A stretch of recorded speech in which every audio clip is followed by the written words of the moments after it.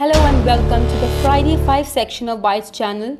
Here we bring week's top 5 updates from IT sector. HCL Technologies Limited on Thursday replaced ITC Limited, India's largest cigarette maker, to become the nation's 10th most valued firm by market capitalization on BSE. According to BSE, HCL Technologies' market capitalization stood at 2.21 trillion rupees, with its share trading at a record high of 810.95 rupees on the BSE.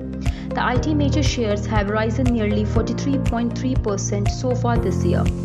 In 2018, Microsoft deployed a shipping container-sized data center to the bottom of Scotland's Orkney Island.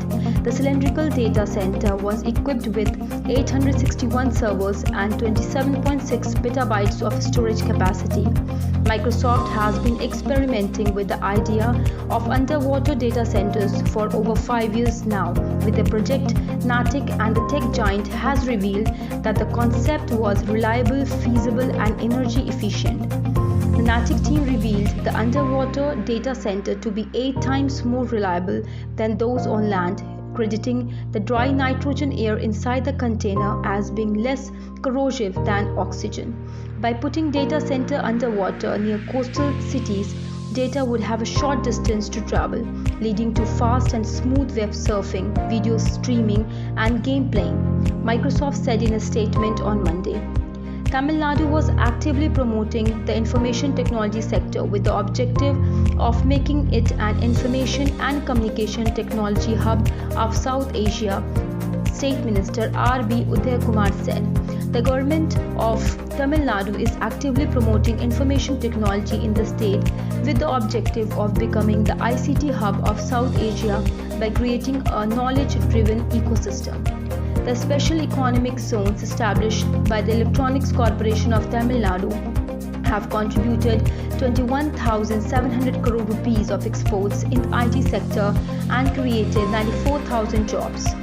The number of Americans applying for jobless benefits resumed its decline, signaling a gradual improvement in the battered labor market.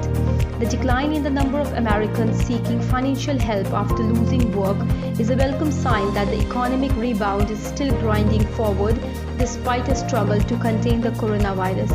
At the same time, overall claims remain historically high, and the continuing stalemates over a new round of federal stimulus is squeezing millions of people after supplemental benefits expired in July and another temporary program started to run out of funds.